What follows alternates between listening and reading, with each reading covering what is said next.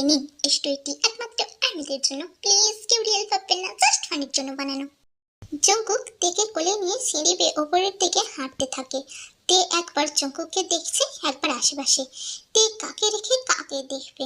Jungkook mafia হলেও শরীরের গঠন, চেহারা, বডি সব দিক মিলিয়ে কোনো হিরোর থেকে কম না। তার তো কে ড্রামা করা উচিত ছিল, কিন্তু না, সে তো মাফিয়া হবে। এই যে ইন্ডাস্ট্রি একটা হিরো হারালো, সে দায় কি জঙ্কুক নেবে? তের ভাবনার মাঝে জঙ্কুক তেকে খাটে ছুঁড়ে ফেলে। তোমার কোমর মানে তুমি কি মানুষ নাকি? একদিন একদিন মরে যাও, আমার শরীর লোহার তৈরি, এই জন্য তো ব্যথা লাগবে না। জঙ্কুক পকেট থেকে গুলি বাহির করে তের দিকে পয়েন্ট করে বলে, সত্যি করে বলো, তুমি কি আদৌ রোবট নাকি মানুষ? তে ভয়ে হাত পা কাঁপাকাঁপি শুরু করে। তার মাথায় কোনো কিছু কাজ করছে না, কি করবে? কি হলো, অ্যানসার মি, না হয় এখনই তোমাকে শুট করা হবে। তে হঠাৎ জেহপের বডিগার্ডদের হাত দেখিয়ে প্রমাণ করার ঘটনা মনে আসে। বিশেষ করে আমি রোবট, মানুষ না। তাহলে থামছো কেন? কারণ আমাকে এভাবে বানিয়েছে, বিশেষ না হলে হাত দেখো। তে তার হাতটা জঙ্কুকের দিকে এগিয়ে দিয়ে দেখায়। জঙ্কুক দেখে না, সত্যি তের হাত রোবটের মতো। তুমি সত্যি রোবট। নাও এবার নিজের জামা কাপড় খুলে ফেলো। তুমি কি মেয়ে মানুষ নাকি লজ্জাপতি ললিতা হবে আর আমি খুলবো? তে জেহবকে মনে মনে কয়েকটা গালি দিয়ে নিজের কাপড় খুলতে থাকে। জঙ্কুক তের এমন মিল্কি স্কিন দেখে কন্ট্রোল হারিয়ে ফেলে। তেকে শুইয়ে দিয়ে তারপর ওপরে উঠে পড়ে। তেকে লিপ কিস করে আস্তে আস্তে ঘাড়িয়ে তারপর পেটের দিকে নামতে থাকে। But why? আমার কাছের ভিতর বচা দেওয়া জিনিসটা আমার পছন্দ না। লাস্ট একটা কথা বলি, তাড়াতাড়ি বলো। পয়েন্ট প্লাস প্লাস ইউজ করবেন না। আসলে তুমি কি বলো তো? তে মাথা বালিশের উপর থেকে তুলে বলে। তে জঙ্কুকের রাগ দেখে জঙ্কুকের পেট জড়িয়ে মুখ নিয়ে সারা বডিতে ঠোঁট ছোঁয়াতে থাকে। বেবি ডল, তোমার ঠোঁটের ছোঁয়াগুলো সত্যি অ্যামেজিং।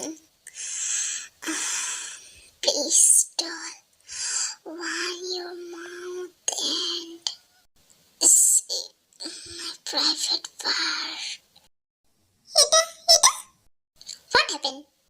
তে না করতে যাবে তখনই জঙ্কুকের ফোনে কল আসে। জঙ্কুক ফোন রিসিভ করে কানে ধরে। তেকে ইশারা করে জঙ্কুক যা বলছিল তা করতে।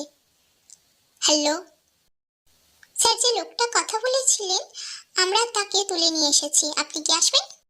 আমি এখন বিজি আছি, এই সামান্য কাজের জন্য আমাকে না গেলেও চলবে। তোমরা তার দিকটা দেখে নাও।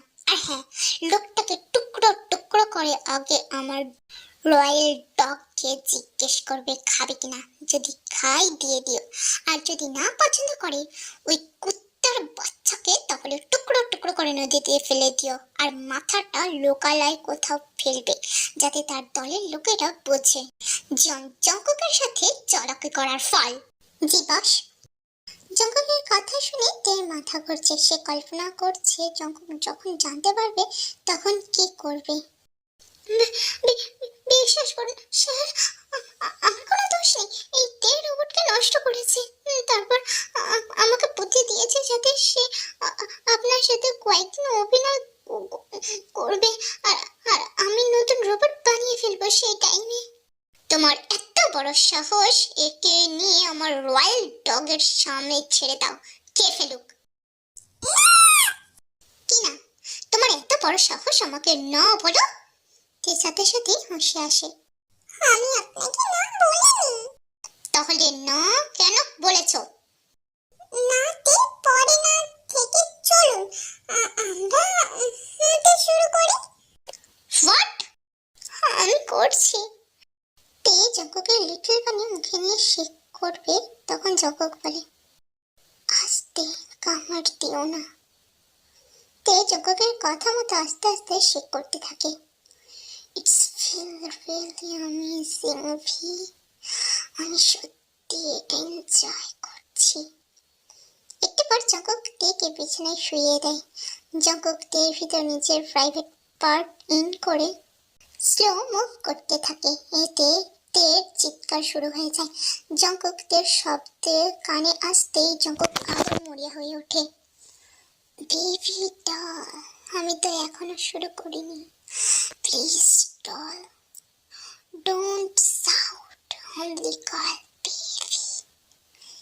Yes, say it baby. Yes, doll, I am your baby, and how feel it? It's hard. কিন্তু ডফ, তুমি তো রোবট, তাই বেবি তোমাকে যত ইচ্ছে হার্ট করতে পারি। জঙ্কুক মাঝরাত পর্যন্ত তের সাথে লাভ মেকিং করে, তারপর ক্লান্ত হয়ে তের উপর শুয়ে পড়ে। তে জঙ্কুকের নিচে শুয়ে কান্না করতে থাকে। এই কোন ঝামেলায় ফেসে গেল সে। তার পা মনে হচ্ছে অবশ, দুই পা ফিল করতে পারছে না।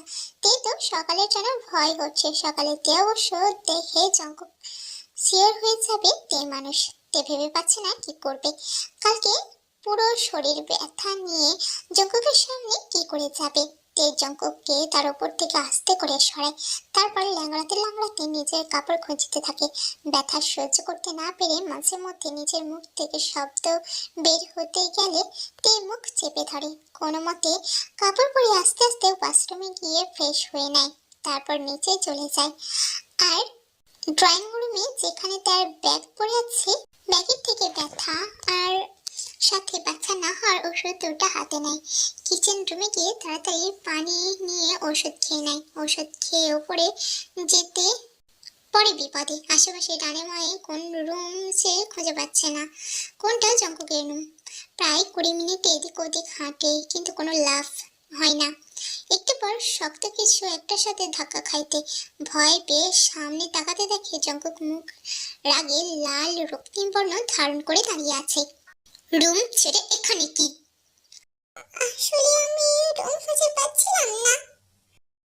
আমার পাশ থেকে উঠলে কেন? আসলে আমার পানি পিপাসা পেয়েছিল, এই জন্য পানি খেতে উঠেছিলাম। রোবট পানি খায়? স্টোরিটা এখানে শেষ করলাম না। ভালো লাগলে লাইক কমেন্ট করতে যাবেন, আর হ্যাঁ, সাবস্ক্রাইব করতে ভুলবেন না। ফিরে আসবো নেক্সট পার্ট নিয়ে। ততক্ষণ সবাই ভালো থাকবেন, আর স্টোরিটি শোনার জন্য অনেক অনেক